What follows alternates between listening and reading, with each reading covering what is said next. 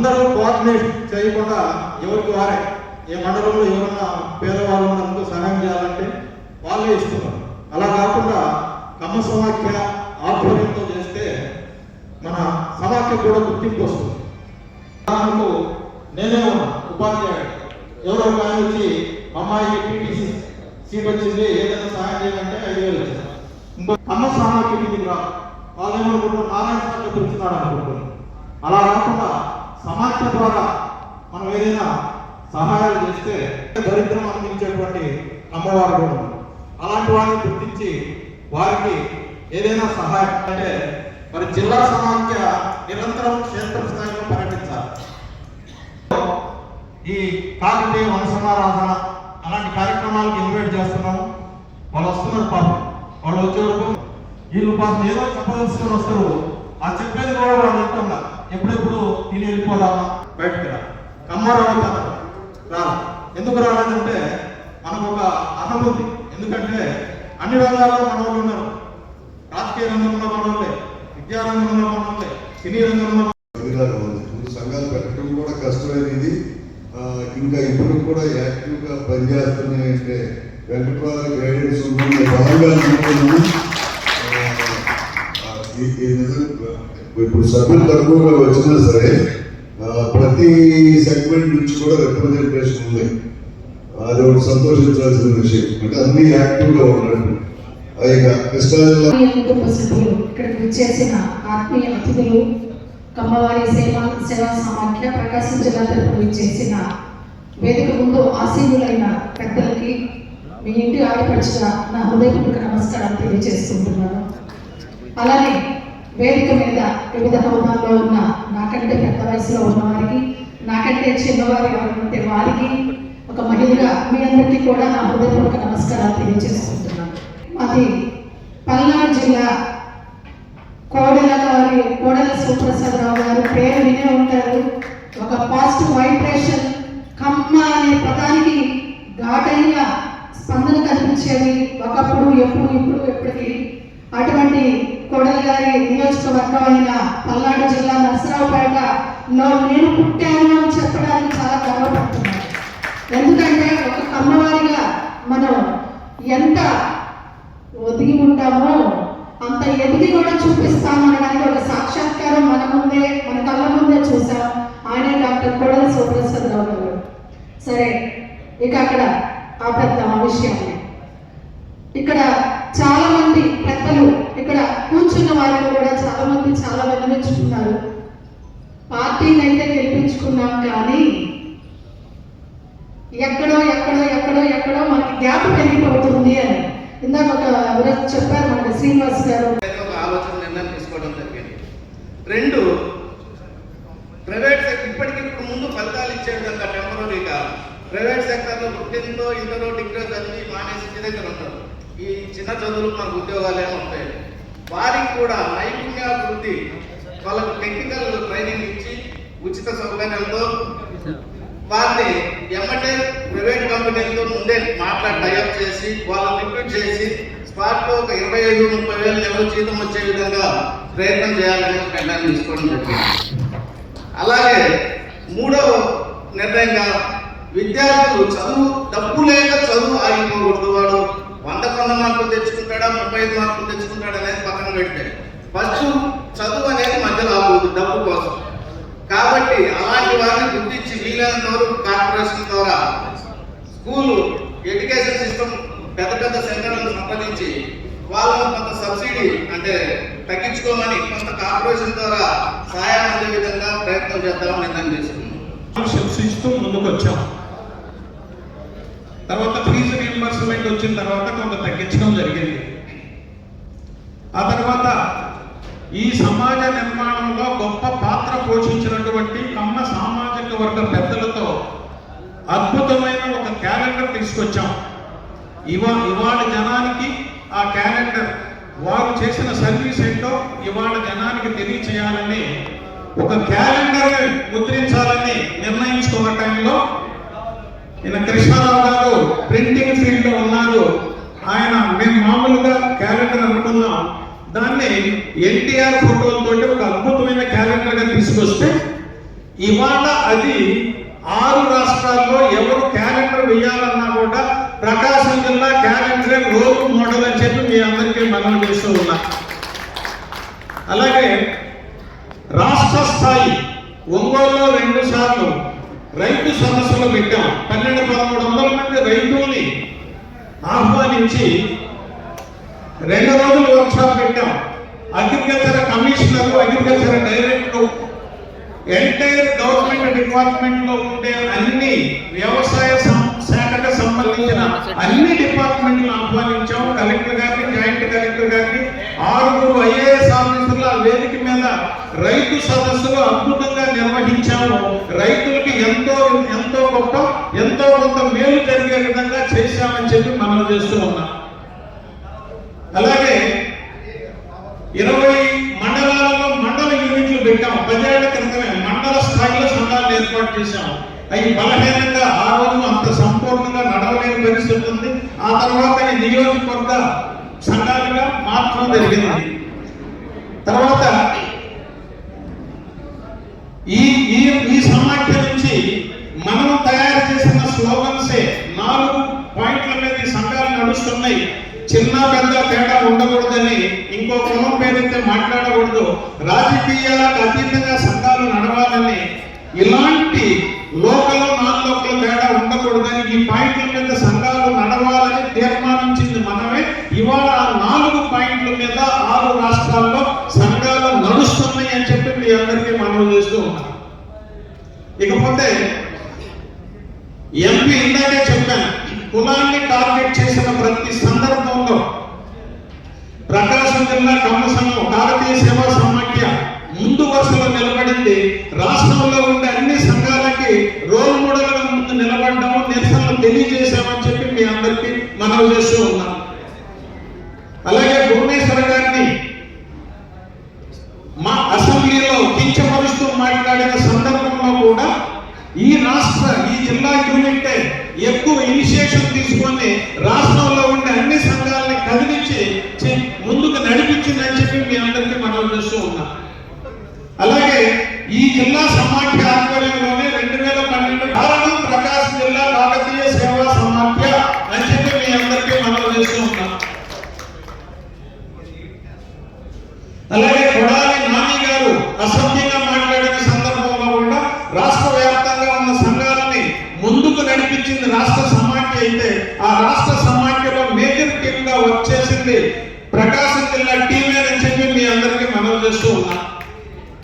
అలాగే చంద్రబాబు నాయుడు గారిని అరెస్ట్ చేసినప్పుడు రాష్ట్ర సమాఖ్య ఒక పిలిపిస్తే 6 రాష్ట్రాల సంఘాలతోటి విజయవాడలో ఒక భారీ మీటింగ్ పెట్టే 6 రాష్ట్రాల సంఘాలతో ఈ ప్రతినిధుల మొత్తం 6 రాష్ట్రాలలో నిరసన కార్యక్రమాలు హోరెత్తడానికి, దేశవ్యాప్తంగా అంతర్జాతీయ స్థాయిలో చైతన్యం రావడానికి, ఈ నిరసన కార్యక్రమాలు ఎక్కువ చేయడానికి ఆంధ్రప్రదేశ్ కాకతీయ సేవా సమాఖ్య అయితే దాంట్లో ప్రధానంగా మేము ఎక్కువ ఇన్వాల్వ్ అయి ఉన్నామని చెప్పి మీ అందరికీ మనం చేస్తూ ఉన్నాం. ఇవాళ ఒక పెద్ద మనిషి ఒక గ్రూప్ లో పెట్టాడు, ఒక పోస్ట్ పెట్టాడు, ఇవాళ సమావేశం పెడుతున్నారు కదా, కమ్మ కార్పొరేషన్ చైర్మన్ ఎందుకు పిలవట్లేదని పెట్టాడండి. పోయిన నెల 31వ తేదీ విజయవాడలో ఆయనకి గ్రాండ్ గా సన్మానం చేశాం రాష్ట్ర సమాఖ్య తరఫున. అలాగే అన్ని జిల్లాల్లో కమ్మ కార్పొరేషన్ డైరెక్టర్లకు మీరు సన్మానం చేస్తున్నారు. ఈ జిల్లాలో ఒక డైరెక్టర్ ఇచ్చారు కదా, అతనికి సన్మానం చేయలేని దౌర్భాగ్య పరిస్థితుల్లో మీరు ఉన్నారా అని పెట్టాడు ఆ పెద్ద మనిషి ఆ గ్రూప్ లో. ఆ మిత్రుడు ఇక్కడే ఉన్నాడు. అనౌన్స్ చేసిన అరగంటలో ఫోన్ చేసి అభినందనలు తెలియజేశాం. 15 రోజుల క్రితం చెప్పాము ఆయనకి, ఒంగోలులో ప్రాంతీయ సదస్సు వేదిక మీద మీకు సన్మానం చేస్తున్నామని. తప్పకుండానన్నా, చాలా కాలం నుంచి పరిచయం, తప్పకుండా నేను వస్తానన్నా, నాకు జిల్లా సంఘం గుర్తించి నాకు సన్మానం చేస్తుంటే నాకు అంతకంటే అదృష్టం ఏంటని మాట్లాడిన సందర్భం అది. కానీ ఎందుకు ఈ పనికి మాలిన పోస్టింగ్లు ఈ గ్రూపుల్లో పెడుతున్నారో అర్థం కావటం లేదు. దానికి మళ్ళా వెనక బొట్లు ఎట్ట పెడతారు కొంతమంది. అదే మన పరిస్థితి. చేసేవాడికి తెలుస్తుంది ఏదైనా. సోషల్ మీడియాలో చేతిలో ఫోన్ ఉంది కదా అని చెప్పి పటాపటా పెడుతుంటే పద్ధతి అది సంస్కారమైనది. ఎంత కష్టపడుతున్నావో, ఎంత ఫుల్ టైం తిరిగి చేస్తున్నావో వాళ్ళకి తెలుసా. ఇవన్నీ చేతిలో ఫోన్ ఉంది కదా వాళ్ళు ఇష్టం వచ్చినట్టు పెడతా ఉంటారు. అదే పద్ధతి. ఇందాక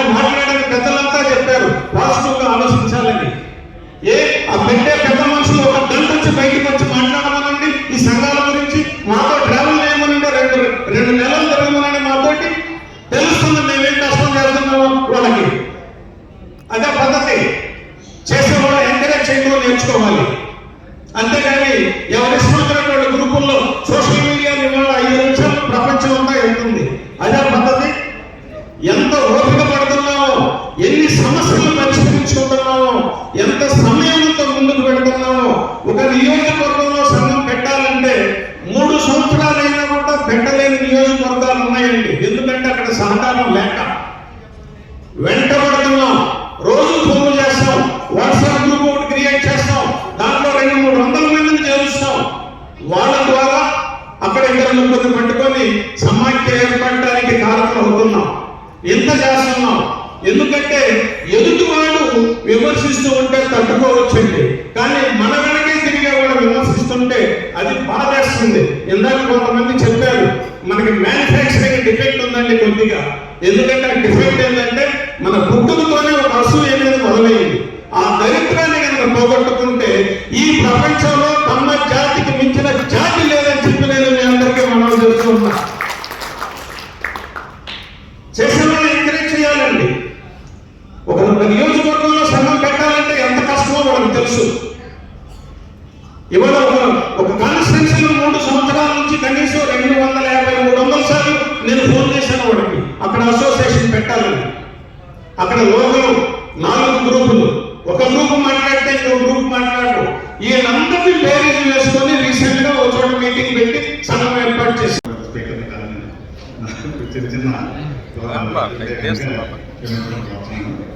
అయితే సమాజంలో ఎట్లా ఉందంటే ఈ కులాల పాత్ర రాజకీయాలు కులాలు మిళితమైపోయినాయి.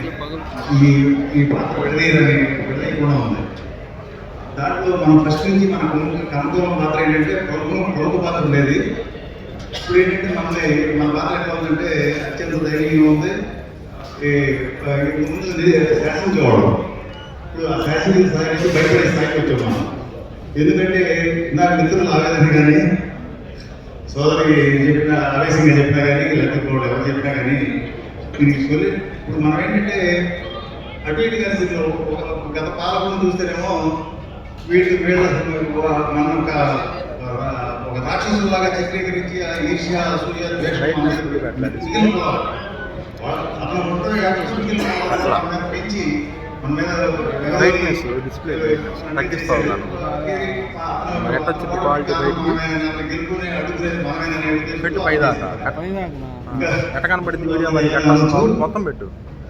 ఇప్పుడు పరిస్థితి ఏంటంటే మనకి ఇప్పుడు వీళ్ళు ఎక్కడికి వాళ్ళు మన దగ్గర పెట్టుకోవాలని చెప్పి ఇప్పుడు పరిస్థితి. ఇతర దగ్గర మన పరిస్థితి అంటే సీతాకోటి లాంటి మనమే మొగల్పూర్లాగా చూస్తున్నారు. మనం ఇతర దగ్గర పరిస్థితి ఇద్దరికి మొగల్పూర్లాగా తయారైనా అటువంటి పరిస్థితి నుంచి మనం రావాలంటే నా దగ్గర నేను చేసే ప్రతిపాదన ఏంటంటే ఒకటేనండి. నేను ఎక్కువ మాట్లాడను. ఇందాక ఎక్కువ మాట్లాడలేదు, సోదరులు మాట్లాడింది. దీనికి సొల్యూషన్ ఒకటేనండి. మనం 100 మంది ఉన్నాం, ఎక్కువ మంది రాకపోవచ్చు, 100 మంది అయినా ఉండదు. ఈ 100 మంది సభ్యత్వం మనం ఒక సంఘంగా ఏర్పడి మీరు అంత సంఘటనగా ఉండాలంటే సభ్యత్వం ఉండాలి. సభ్యత్వం లేకుండా ఉంది మేమందరం కమ్మలం అంటే ఎవరు ఒప్పుకొని ఎవరి దగ్గర కాలేకపోవడం రాలేదు. మన దగ్గర 1 లక్ష మంది నాకు తెలిసిన లెక్క ప్రకారం 6.5 లక్షల కుటుంబాలు ఉన్నాయండి. కమ్మ కుటుంబాలు 6.5 లక్షల కుటుంబాల్లో కుటుంబాన్ని ఒక్కరు కాకపోతే కనీసం ఇక్కడ ఉన్న 100 మంది 45 10 మందిని చేస్తే 100 ఇంటూ 10 1000 అవుతుంది, 1000 ఇంటూ 10 10,000 అవుతుంది, 10,000 ఇంటూ 10 లక్షలు అవుతుంది. కనీసం 1 లక్ష కనుక మనం సభ్యత్వాలు చేసుకుని మనం ఒక ఐకమత్యంగా మనం కొన్ని కార్యక్రమాలు మనం చేస్తూ ఉంటే ఈ ప్రభుత్వాలు ఆటోమేటిక్గా అయ్యేది మన కాళ్ళ దగ్గరికి వస్తాయి. ఎవరున్నా కానీ ఎవరైనా మన ఇమ్మీడియట్గా పాలు మారుతూ ఉంటారు, వస్తూ ఉంటారు, పోతూ ఉంటారు. అవన్నీ మనకు అనవసరం. కానీ మనం చేసేది మన అభిమానం మనం చాటుకుంటాం, అది వేరే విషయం. మన పార్టీలు మన వ్యవహారం మనకు ఉంటాయి. కానీ మనం చేసే కార్యక్రమాలు ఎట్లా ఉండాలంటే మనం కనీసం 1 లక్ష మంది సభ్యత్వంతో ఎక్కువ పెద్ద వస్తుంది, పెద్ద వస్తుంది, చిన్న వస్తుందో మనం 1 లక్ష మందితో ఒక ఐకమత్యంగా ఇవ్వాలంటే. ఎందుకంటే మీరు చూస్తున్నారు హైదరాబాద్లో కొన్ని సంఘాలు బాగా పనిచేస్తున్నాయి కాబట్టి అక్కడ రేవంత్ రెడ్డి గారు ఆయన కానీ గర్వంలో కానీ ఆయన వాళ్ళకి బాగా బ్రహ్మాండంగా ప్రత్యేక ద్వారా బయటకు వచ్చింది. మీరు మీరందరూ విన్నారు. ఎందుకంటే ఒక సంస్థను స్థాపించాలన్నా ఇంకోటి చేయాలన్నా ఎన్ని రకాల ఇబ్బందులు పడుతున్నారో నాకు తెలుసు. అతని వల్ల రాష్ట్రంలో ఎంత కనపడకుండా అంతకంటే మన నాయకులు మనకి ఏమి జైల్లో అనుకుంటాం. మన నాయకులు సావలేకపోతే గుర్తులేదు, జైల్లో పెట్టి చచ్చేవాడు.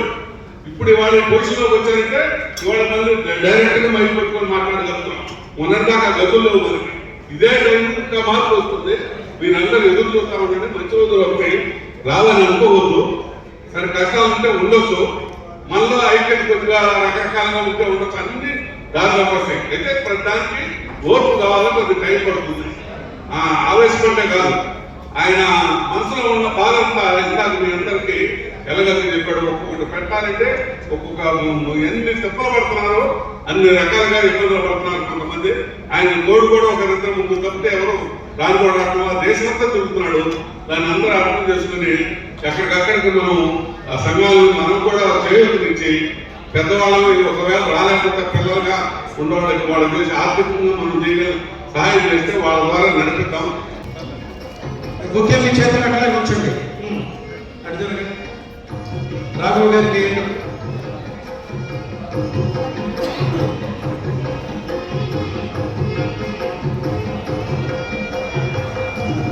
నెక్స్ట్ శ్రీరామూర్తి గారు రండి, ముందుకురా.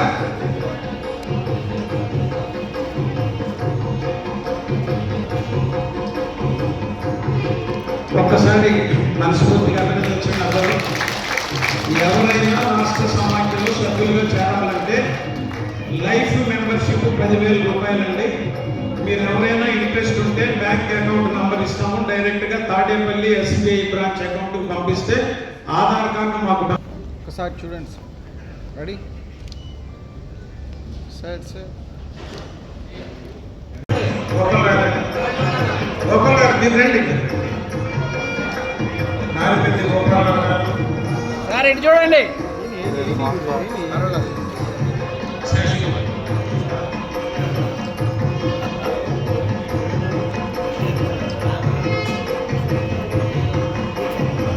Okay, thank you sir. కొంచెం సైడ్ కొండి, బాగుంటుంది. కెమెరాకి అర్థం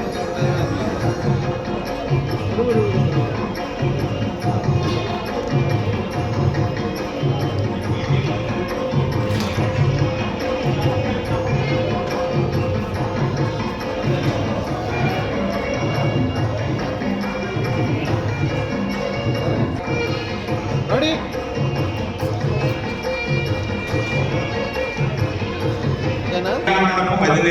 ఎక్కడున్నారో ప్లీజ్ ఒక్కసారి వేదిక మీదకి రావాలని విజ్ఞప్తి చేస్తున్నాం.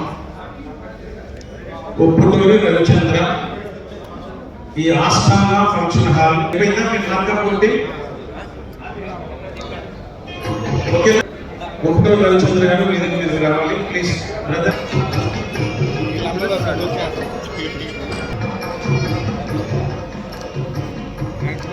ఓకే, ఫోటోలది ముఖ్యంగా సార్.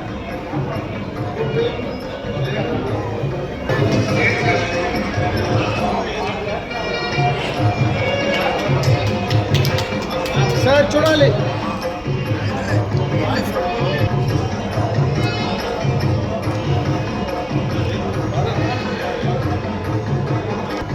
బాగా వీడియో వదిలేసి మరిపోయాడు.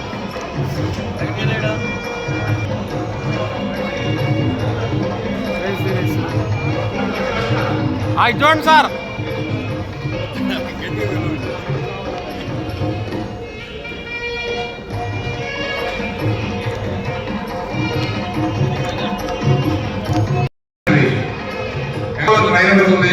గుంటూరు ఆపుతున్నారు, పొంగలు ఆపుతున్నారు. మధ్యలో చేరావడానికి మన సంఘంలో ఉన్న సహకారం అందించాలని ఆశిస్తున్నాం. Thank you sir. రెడీ.